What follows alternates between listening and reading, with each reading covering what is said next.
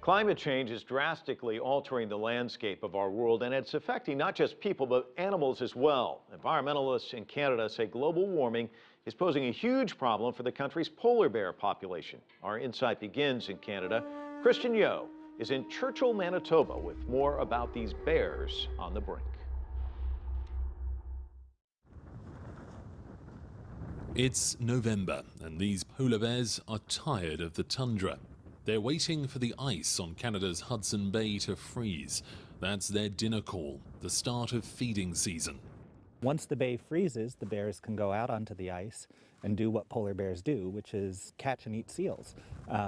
When they're on land, they're not eating. As the bears watch the water, visitors watch them. They might not have the chance to do so for much longer. These magnificent creatures, observed and photographed by so many, could be facing a tragic journey into obscurity. There are just under 1,000 of these polar bears in the West Hudson Bay area. That's down from about 1,200 of them 25 years ago. And if current climate trends continue, within 50 years there might only be a few handfuls of these bears in the remotest northern parts of the area. Global warming is causing the Hudson Bay to freeze later in the year and melt earlier. The bears' feeding window slowly shortening. The Arctic is the Earth's early warning system. It's actually warming about twice the rate of the rest of the planet. So the polar bear is the canary in the coal mine. To the average onlooker, these bears still look tremendously large and majestic, but to observers who've been here long enough, the narrowing feeding season is having a visible impact. When I talk to people who've been here for decades, they describe bears that were much larger, much fatter.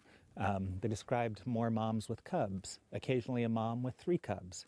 Here, a mother with 2 cubs seems like quite a rarity. As the bears are left to loiter the land, the chances of confrontations with people run higher. There is heightened sensitivity to the bear's presence in the town of Churchill, the self-described polar bear capital of the world. Definitely noticing a shift in concerns, and particularly around the area of human-wildlife conflict. With more bears spending longer periods of time on shore, they're more likely to get in trouble with people. Some disagree with the notion that the bears are in decline. Last year, an aerial survey by the government of Nunavut, Canada's northernmost territory, found that bear numbers in the West Hudson Bay hadn't dropped significantly for 7 years, despite predictions they would almost halve. But the ice in the bay is melting quickly, and environmentalists say it's only a matter of time before the inevitable happens. This population, unfortunately, is probably already committed to extinction here. That's because of the lag time in the climate system, where because it takes a long time between emission of greenhouse gases and for the climate system to feel the full warming impact of that. For conservationists, the Western Hudson Bay is ground zero for climate change assessment. For tourists, it's where the magic and wonder of these animals can be witnessed up close. Kristiaan, CCTV, Churchill, Manitoba. Joining us now to talk about the dwindling numbers of polar bears and what can be done to reverse this trend is John Kostiak. He is the Vice President of Wildlife Conservation at the National Wildlife Federation here in Washington. John, thanks for coming in. And why don't we start where you and I were just chatting about this. One of the representatives from your organization was just up in this region. Tell me what they saw. Yeah, so my boss, Larry Schwager, our president, was up there to investigate the situation very recently, and he came back and was really profoundly disturbed. We're talking about severely malnourished bears. You are watching the process of extinction happen before your eyes. Can't be any more jarring than that. Now, they say the Arctic is warming at twice the rate of the rest of the world. Why is that? Well, it has to do with the amount of water vapor in the air. It's very dry up in the Arctic, and therefore it's much easier for the heat in the atmosphere to get down to the ground, essentially, because there's nothing in the way. And so that's the primary reason. There's other factors as well. But yeah, the Arctic is warming about twice as fast as the rest of the planet. And so it's the early warning sign to what's going to be happening to the rest of us if we don't get our act in motion. Well, let's talk about the rest of us, and let's talk about us. Yeah. I mean, are we all to blame for this?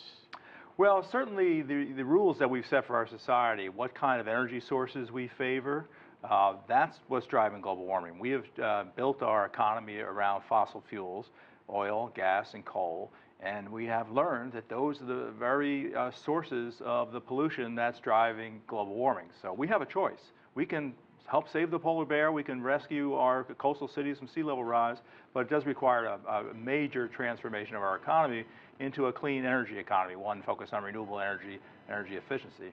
And fortunately, all of that work to make that transformation is loaded with jobs, and it actually would be a great way to revitalize our economy.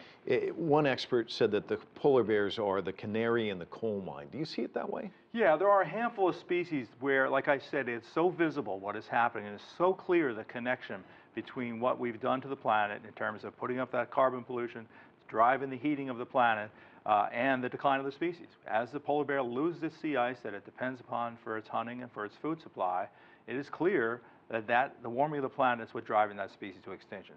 Same thing with the coral species in the tropical seas. The warming of those seas, and the acidifying of those seas, making the seas more acid, another effect of our pollution.